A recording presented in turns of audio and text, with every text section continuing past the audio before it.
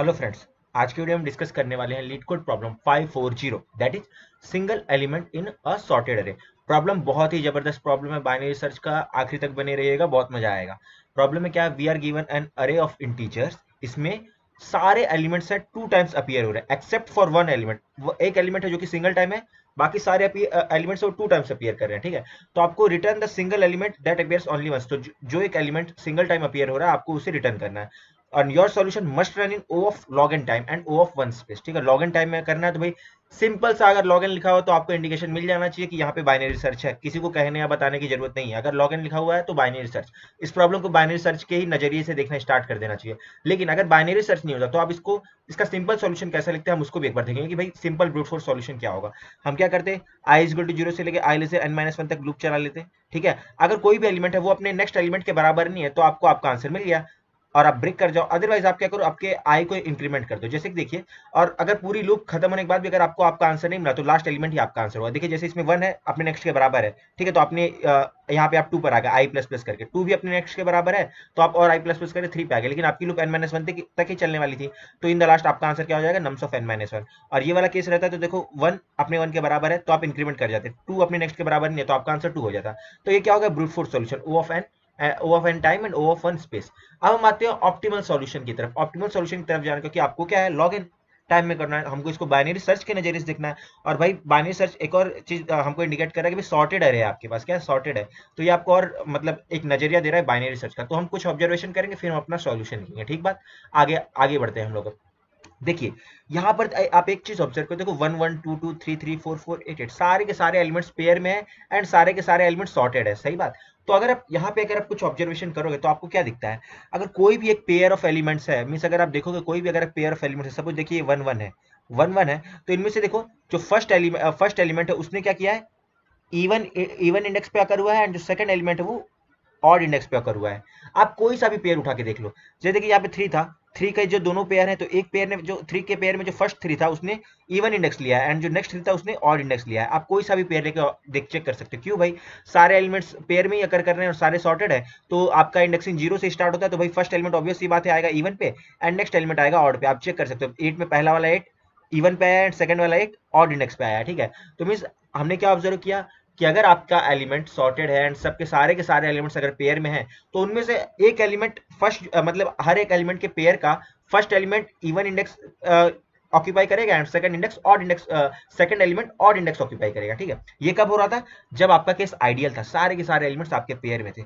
अब अगर कोई एक एलिमेंट अपने पेयर में ना रहे तब कुछ ना कुछ डिस्ट्रप्शन हो जाएगा। मतलब मैं क्या कहना चाह रहा हूँ, देखिए सारे के सारे एलिमेंट्स जब अपने पेयर में थे तब क्या हो रहा था, एक पहला एलिमेंट इवन ले रहा था एंड सेकंड क्या कर रहा था, ऑड ले रहा था। अगर इसमें से कोई भी एक एलिमेंट अपनी पेरिटी को छोड़ दे, मींस कोई भी एलिमेंट अगर सिंगल टाइम अकर करेगा ना तो उसकी पेरिटी एंड उसके बाद आने वाले सारे एलिमेंट्स की पेरिटी खराब हो जाएगी। कैसी, मतलब मैं क्या कह रहा हूँ ये देखिए। देखिए यहाँ पे one one two times appear हुआ तो देखो वन में फर्स्ट ने जीरो लिया एंड सेकंड ने क्या लिया, वन लिया, ठीक बात।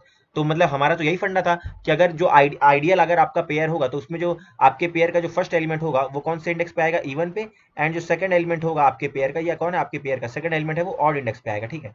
अब देखिए यहाँ पे देखो जीरो वन वन के केस में फॉलो हुआ। अब देखो टू की बात आई, टू में जो आपका फर्स्ट एलिमेंट है उसने तो देखो इवन इंडेक्स को ऑक्यूपाई कर लिया, सही बात, सही चल रहा था, लेकिन देखो टू पेयर में नहीं अकर हुआ, टू का सेकंड एलिमेंट ऑड इंडेक्स पे नहीं मिला, तो देखो टू के लिए ये वाली कंडीशन फॉलो नहीं हुई। और टू के बाद आने वाले जितने भी एलिमेंट्स है ना उन सब में ये बात फॉलो नहीं होगी। देखो थ्री का भी पहला एलिमेंट क्या है, ऑड पे आ रहा है, सेकंड का और थ्री का सेकंड का आ रहा है इवन पे, जबकि कायदे से क्या होना चाहिए था, हर पेयर का फर्स्ट एलिमेंट इवन इंडेक्स पे एंड सेकंड ऑड पे आना चाहिए। आप फोर पे को भी देख लो, फर्स्ट एलिमेंट आ रहा है ऑड पे, फाइव पे आ रहा है एंड सेकंड एलिमेंट जो है फोर का वो आ रहा है इवन पे। अब क्या आ रहा है, मतलब एक भी प्लेयर ने अगर एक भी नंबर ने गड़बड़ कर दिया तो उसके बाद वाले सारे एलिमेंट्स की पेरिटी खराब हो जाएगी। मींस उनमें पहला एलिमेंट ऑड पे आएगा एंड सेकंड क्या आएगा, इवन पे आएगा। और हमारा कायदे से क्या चाहिए था, पहला एलिमेंट इवन पे एंड सेकंड चाहिए था ऑड पे, तो मींस अब सारी पेरिटी खराब हो जाएगी जब भी कोई एक एलिमेंट आप गड़बड़ करेगा। तो आपको बस वही उस एलिमेंट को फाइंड करना है कौन से एलिमेंट ने गड़बड़ की। और एक और बात आपको बाइनरी सर्च क्या बता रहा है, अगर देखो टू ने गड़बड़ करी ना तो उसके बाद आने वाले जितने भी एलिमेंट्स होंगे ना सब में वो गड़बड़ प्रेजेंट होगी। और गड़बड़ क्या है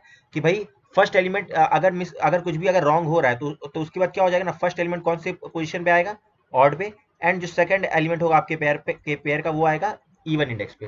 तो ठीक है, तो टू के बाद टू एंड टू के बाद जितने एलिमेंट्स होंगे सब में गड़बड़ प्रेजेंट होगी और टू के पहले जितने भी एलिमेंट्स होंगे ना उनमें गड़बड़ प्रेजेंट नहीं होगी। तो हम इसमें देखते हैं कि बाइनरी सर्च हम कैसे लगाएंगे। एक मैं आपको एग्जांपल देता हूँ। बाइनरी सर्च कैसे लगाते हैं आपको पता है, वाइल क्या कौन सी कंडीशन लगनी चाहिए, while L less than equal to R, तब तक क्या करती है आपकी बाइनरी सर्च वाली कंडीशन चलती है।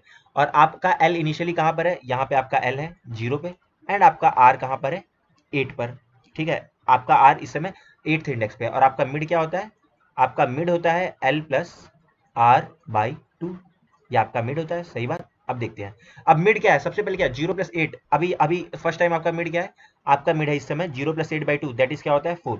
अभी आपका मिड कहाँ है 4, आप 4 पर आ गए, ठीक है। अब चेक करो 4th इंडेक्स पे क्या प्रेजेंट है 3, तो अगर यहाँ पे गड़बड़ नहीं है तो क्या कंडीशन वैलिड होनी चाहिए, अगर ये करेक्ट है तो कंडीशन ये वैलिड होनी चाहिए कि पहला पेयर का पहला एलिमेंट इवन पे आए एंड सेकंड ऑड पे आए।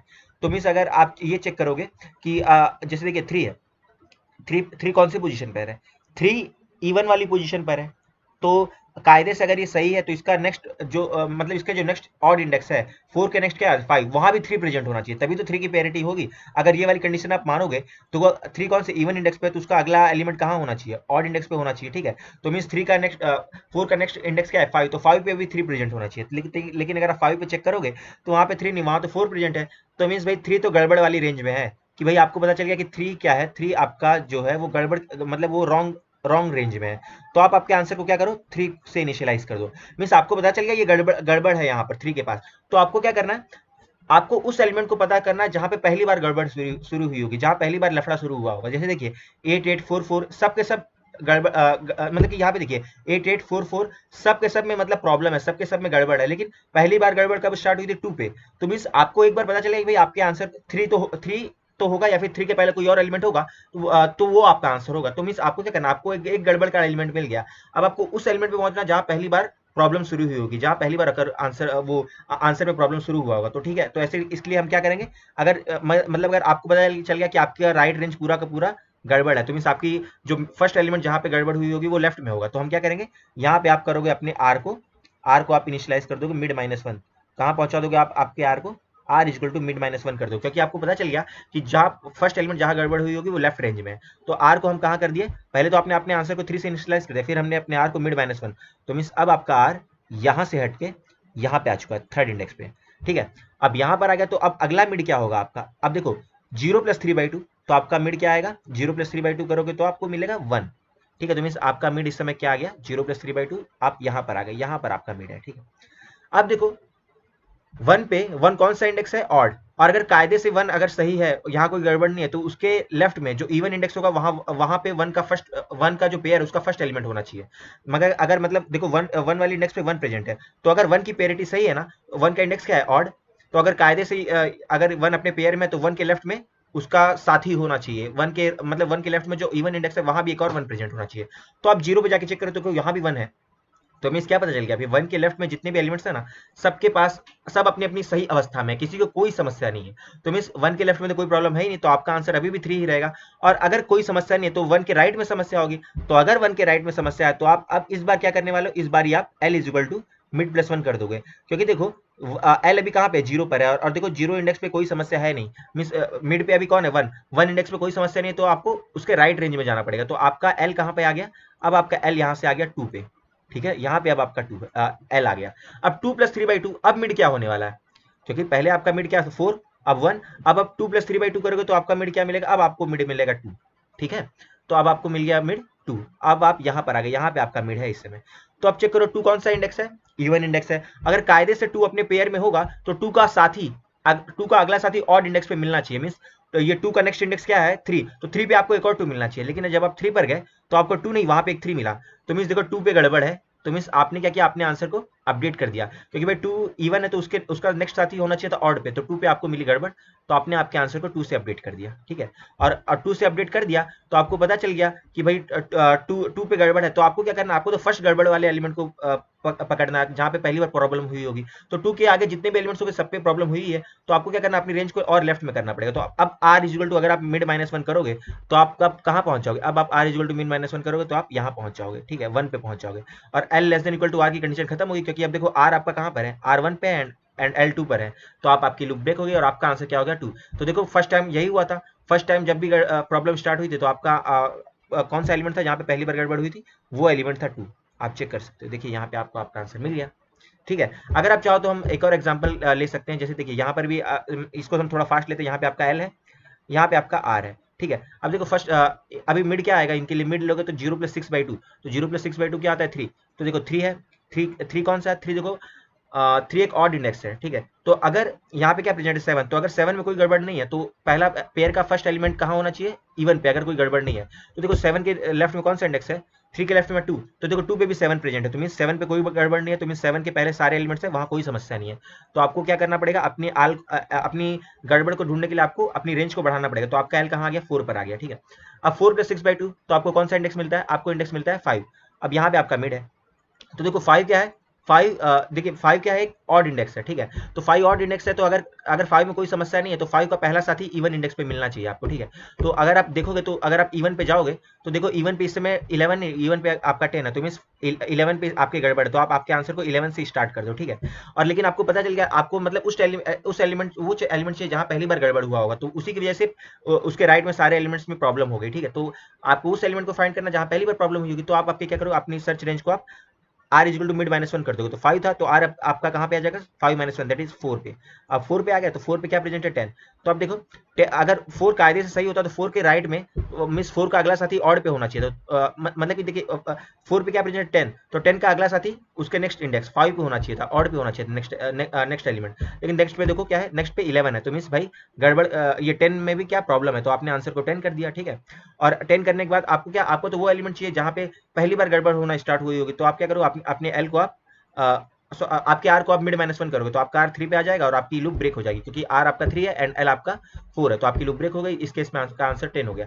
तो अभी हमने जो भी बोला इसको हम कोड के थ्रू देखेंगे, आई होप आपको समझ में आ रहा होगा। इसका हम कोड देखते हैं तो बेटर अंडरस्टैंडिंग मिलेगी। हमने n equal to nums dot size लिया, आंसर को हमने अभी इनिशियली -1 रखा है। ये हमारी सर्च रेंज है, l equal to 0, r equal to n -1।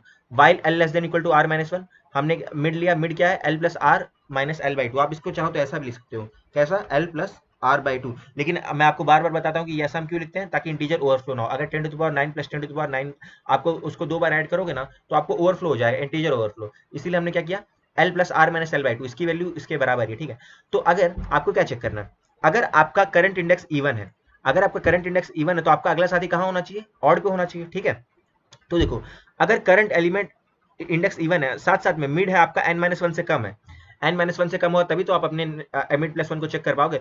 तो अगर इंडेक्स इवन है तो मिड, इसका अगला साथी कहाँ, मिड +1 नेक्स्ट इंडेक्स पे, नेक्स्ट ऑड इंडेक्स पे प्रेजेंट होना चाहिए मेरा अगला साथी। अगर nums of mid is equal to nums of mid +1 है, तब तो मींस ये वाले इंडेक्स में कोई समस्या नहीं है। अदरवाइज अगर करंट इंडेक्स अगर ऑड है, तो अगर मैं ऑड हूं तो मेरा अगला साथी कहाँ प्रेजेंट होना चाहिए। जैसे कि अगर ये 2 है, आप इसको देख लो, ये देखिए 3 क्या है, 3 पेयर में, तो और 3 कौन से 5 पे है, ऑड इंडेक्स है, तो मेरा अगला साथी इवन पे होना चाहिए 4 पे। तो आपको क्या चेक करना है, तो अगर करंट इंडेक्स ऑड है and nums of mid is equal to nums of mid -1 है, मींस मैं ऑड हूं, मेरे लेफ्ट वाला इंडेक्स इवन होगा। तो अगर मेरा अगला साथी मतलब प्रीवियस साथी इवन इंडेक्स पे प्रेजेंट है, तो मैं क्या करूंगा, भाई मेरी रेंज में कोई समस्या नहीं है, तो मतलब कोई प्रॉब्लम हुई है तो आगे के रेंज में हुई है, तो मैं l इक्वल टू मिड +1 कर दूंगा। जैसे कि आप यहाँ पे देख सकते हो, देखो 1 अपने पेयर में अकर कर रहा था, तो ये 1 वाले पे कोई समस्या नहीं था, तो आपने क्या किया, l इक्वल टू मिड +1 कर दिया, तो l आपका कहाँ पे आ गया, l आपका 2 पर आ गया, ठीक है। अदरवाइज अगर कोई समस्या है तो मींस आपका प्रेजेंट जो एलिमेंट है वो प्रॉब्लम वाली रेंज में है, तो आप आंसर को नम्स ऑफ मिड से इनिशियलाइज कर दो and r equal to mid -1 कर दो। मिड -1 क्यों करेंगे, हम और लेफ्ट में जाएंगे ताकि आपको पहला एलिमेंट मिला जहां पहली बार गड़बड़ हुई होगी। जैसे कि आप यहाँ पे देखो 3 पे प्रॉब्लम था, तो आप जब हम यहाँ पर थे तो हमको 3 पे प्रॉब्लम हुई, तो हमने अपने आंसर को 3 से इनिशियलाइज कर दिया, लेकिन हमने क्या किया, गड़बड़ को ढूंढने के लिए हमने अपनी एल को क्या किया, सॉरी अपने आर को क्या किया, मिड -1 करके हम लेफ्ट वाली रेंज में चले गए, ताकि आपको पहला एलिमेंट मिले जहां पहली बार प्रॉब्लम हुई हो। इन द लास्ट रिटर्न आंसर, इसको अपन सबमिट करेंगे। ये वाला जो अप्रोच है, इसकी टाइम कॉम्प्लेक्सिटी क्या है, O ऑफ log n, क्योंकि आपका रेंज बार बार क्या हो रहा है, डिवाइड हो रहा है हाफ में, तो ये होगा टाइम कॉम्प्लेक्सिटी। उसकी कॉम्प्लेक्सिटी क्या है, O ऑफ 1, आपने कोई एक्स्ट्रा स्पेस का यूज नहीं किया। यही बस दोनों कंडीशंस का ध्यान रखना। अगर करंट एलिमेंट अगर ये इवन है तो मेरा अगला साथी कहाँ होगा, ऑड इंडेक्स पे प्रेजेंट होगा। अगर करंट एलिमेंट ऑड है तो मेरा अगला साथी प्रीवियस वाली इवन इंडेक्स पे होगा। तो अगर कोई गड़बड़ नहीं है तो ये वाली कंडीशन फॉलो होगी, अदरवाइज अगर कोई एलिमेंट में गड़बड़ है तो आप आंसर को नम्स ऑफ मिड से इनिशियलाइज कर दो, ठीक है। फ्रेंड्स आशा करता हूं आपको इसका एक्सप्लेनेशन एंड कोड दोनों ही समझ में आ रहा होगा। फिर भी अगर आपको कोई दिक्कत है तो आप कमेंट सेक्शन में जरूर बताइएगा। वीडियो आपको पसंद आ रहा है तो वीडियो को लाइक कीजिए, चैनल को सब्सक्राइब कीजिए, अपने फ्रेंड्स का शेयर कीजिए। Thank you friends for watching this video. जल्द मिलेंगे नेक्स्ट वीडियो में, till then take care, bye bye and happy Gooding.